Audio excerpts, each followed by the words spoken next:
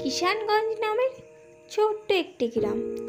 গ্রামের উত্তর প্রান্তে ছিল 3টে ঝোপ। সব থেকে ছোট ঝোপে একটি টুনি বাসা করেছিল। সে তার বাসায় 3টি ডিম পেড়েছিল, কিন্তু ডিম 3টে নিয়ে সে খুবই চিন্তায় ছিল। আমার যখন ডিম 3টে ফুটে ছানা বের হবে, কতই না সুন্দর হবে তারা। ঠিক তখনই ডিমগুলো নড়াচড়া করে ফুটে তার ফুটফুটে 3টে বেগুনি ছানা বের হয়। তখন তারা বলে ওঠে, মা মা মা, খিদে পেয়েছে। আহারে, আমার ছানাগুলো এত সুন্দর দেখতে হয়েছে, দেখতে দেখতে ওদের খাওয়ানোর কথাই ভুলে গেছি। তখন সেই টুনি পাখিটির মনে পড়ে গেল, আরে, আমার তো একদমই খেয়াল নেই, ওই বটগাছটার পিছনে তো একটি দুষ্টু বিড়াল বাস করে। বিড়ালটা যদি একবার দেখে নেয় বাচ্চাদের, তাহলেই তো ওদের খাওয়ার মতলব করবে বিড়াল।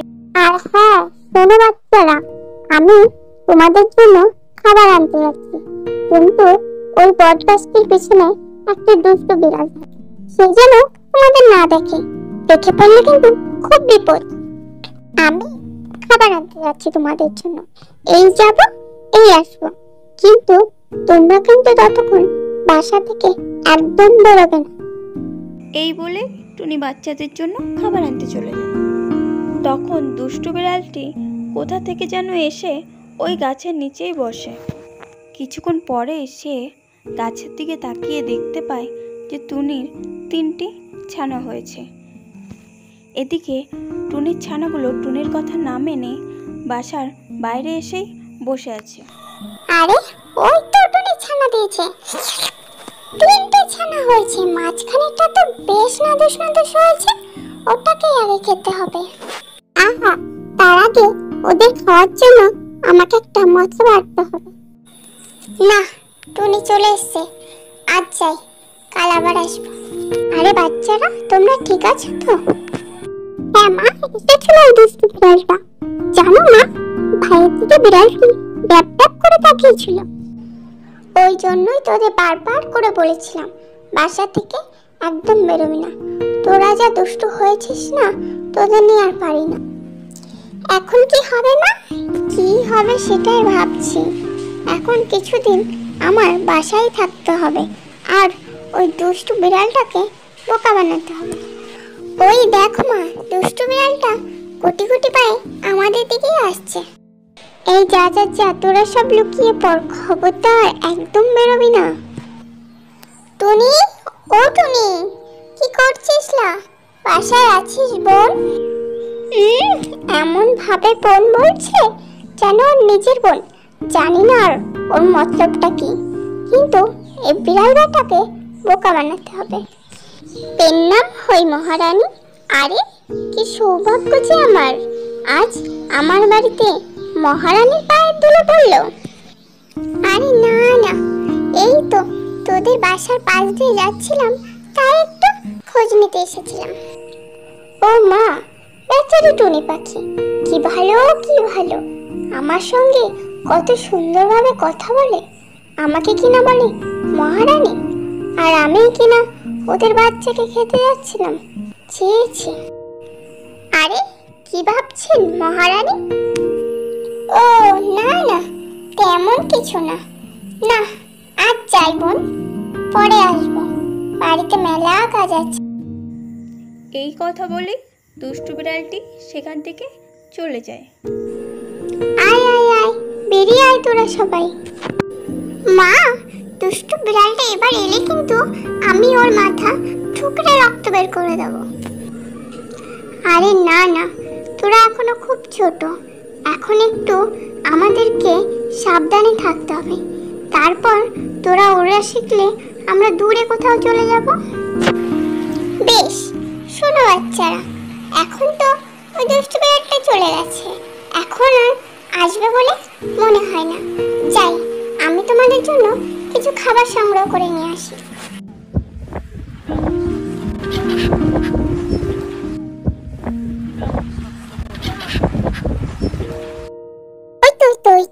ওই তো টুনি বাসায় আছে। টুনি বোন, ও টুনি বোন, বাসায় আছিস বোন? ওই এলো, আপদে বিড়ালটা এলো। এবার কি করি? যাই, আর কি করা যাবে, দেখি কি করা যায়। মহারানী যে, মহারানী জয় হোক। তা কি মনে করে আবার মহারানী চৌকি পেতে দিই? বসুন, কিছু খেয়ে যাবেন কিন্তু।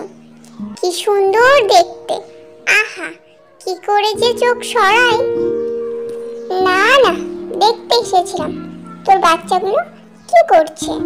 তুই তো এদিক ওদিক খাবার আনতে যাস, যদি তোর বাচ্চাদের দেখতে হয় আমাকে কিন্তু বলিস, আমি কিন্তু তোর বাচ্চাকে ভালোভাবে দেখে রাখবো। ঠিক আছে, আজ চলি রে, কাল আবার আসবো। যাই রে টুনি। হ্যাঁ, জানি না তো তোমার মতলবটা কি, পাজি বিড়াল একটা। মা, ওই পাজি বিড়ালটার লোভ কিন্তু দিন দিন বেড়েই চলেছে। এবার তবে আমরা কি করব? কি যে করি না তো, আর তো ঠেকানো যাচ্ছে না। এবার তো আমাদের কিছু করতেই হবে, কিন্তু কি যে করব। আচ্ছা, তোরা তো ভালোই বড় হয়েছিস, ভালোই তো উঠতে শিখেছিস একটু একটু করে। তোরা কি ওই দূরে বটগাছটার উপরে উড়ে গিয়ে আবার কি ফিরে আসতে পারবি? হ্যাঁ মা, কেন পারবো না? তাহলে কি আমরা উড়ে দেখাবো তোমাকে?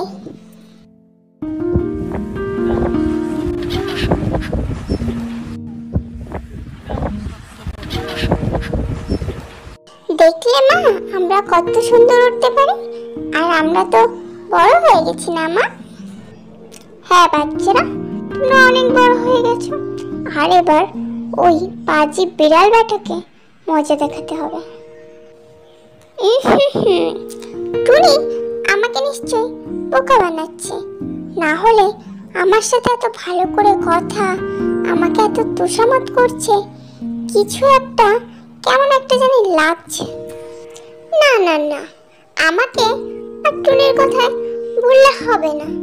আমাকে ওর বাচ্চাদের খেতেই হবে, সে যে করেই হোক আর যাই হোক। টুনি মনে হচ্ছে আমাকে বোকা বানাচ্ছে। যাই, আজকে দেখি তো।